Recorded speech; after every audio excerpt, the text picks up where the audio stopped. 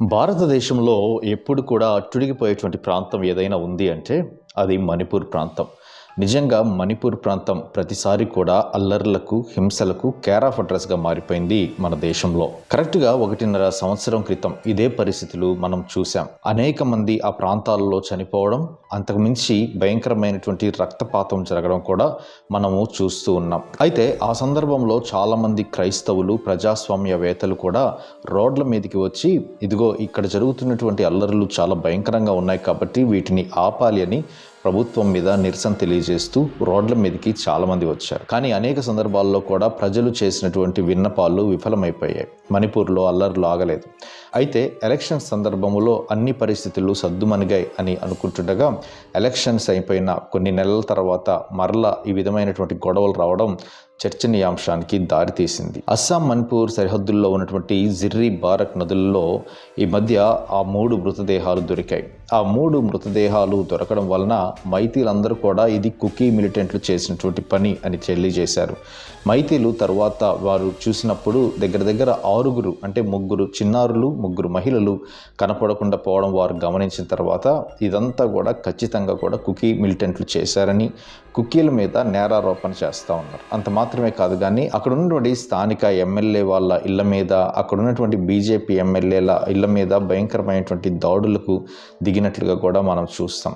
ఏది ఏమైనా కూడా దీని వెనుక ఉన్నటువంటి కారణాలు ఏదైనా కూడా అక్కడ జరిగేటువంటి భీకరమైనటువంటి అల్లర్లు చాలా భయానకమైనటువంటి వాతావరణాన్నే తయారు చేస్తాం. భారతదేశంలో మణిపూర్ శాంతి కోసం ఎంతోమంది ప్రార్థన చేస్తున్నప్పటికీ కూడా అక్కడ అల్లర్లు ఏదో ఒక రూపంలో దర్శనమిస్తూనే ఉన్నాయి. అయితే ఈ మధ్య విశ్లేషకులు కూడా చెప్తున్నటువంటి మాట, మణిపూర్ పరిస్థితి ఇంకా అధ్వానంగా ఉండేటువంటి అవకాశం ఉంది. ఆరంభంలోనే ఇటువంటి అల్లర్లను కానీ ఆపకపోతే ఈ యొక్క అల్లరి మూకల యొక్క గొడవలు పెట్టేగిపోతాయి అని కూడా చాలామంది చెబుతూ ఉన్నారు.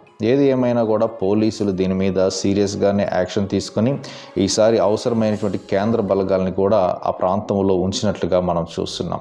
అయితే ఎందుకు మనం ఈ విషయాల గురించి ఆలోచించాలి? మణిపూర్లో జరుగుతున్నటువంటి అల్లర్ల గురించి మనం ఎందుకు ఇంత లోతుగా అధ్యయనం చేసి తెలుసుకోవాల్సినటువంటి అవసరం ఏంటి అని ఒకసారి మనం ఆలోచించగలిగితే, ప్రాముఖ్యంగా ఒకవేళ మణిపూర్లో కానీ అల్లర్లు జరిగాయంటే ఆ అల్లర్లు తెగల నుండి నేరుగా మతాల వైపుకు వెళ్ళిపోతూ ఉన్నాయి. మనకందరికీ తెలుసు, నార్త్ ఈస్ట్ ప్రాంతంలో ఉన్నటువంటి అనేకమైనటువంటి రాష్ట్రాలు అన్నీ కూడా క్రైస్తవ రాష్ట్రాలకు సంబంధించినటువంటి రాష్ట్రాలు. అంటే క్రైస్తవులు ఎక్కువగా ఉండేటువంటి ప్రాంతం ఆ ప్రాంతం. కాబట్టి ఇటువంటి ఈ పరిస్థితుల్లో క్రైస్తవులముగా మనము బాధ్యతాయుతంగా ప్రార్థించాల్సినటువంటి అవసరత కూడా ఎంతైనా ఉంది. కాబట్టి ఈరోజు ఈ మణిపూర్ విషయం మనం అందరం కూడా ఖచ్చితంగా ప్రార్థన చేద్దాం. అక్కడ ఉన్నటువంటి అల్లర్లు తగ్గడానికి, దేవుడు సహాయం చేయడానికి, దేవుడు కృప చూపించడానికి మనం ప్రార్థన చేద్దాం. ఖచ్చితంగా మనము ఇజ్రాయెల్ దేశం కోసం ప్రార్థన చేస్తూ ఉన్నప్పుడు ఇజ్రాయెల్ దేశంలో దేవుడు అద్భుతమైనటువంటి రీతిగా అనేకమైనటువంటి శత్రు దేశాల నుండి ఆ దేశాన్ని కాపాడుతూ వచ్చాడు. మన దేవుడు మనకిస్తున్నటువంటి ఒక బలమైనటువంటి వాగ్దానం, నేను కునకను నిదురపోను అని ఆయన తెలియజేశాడు.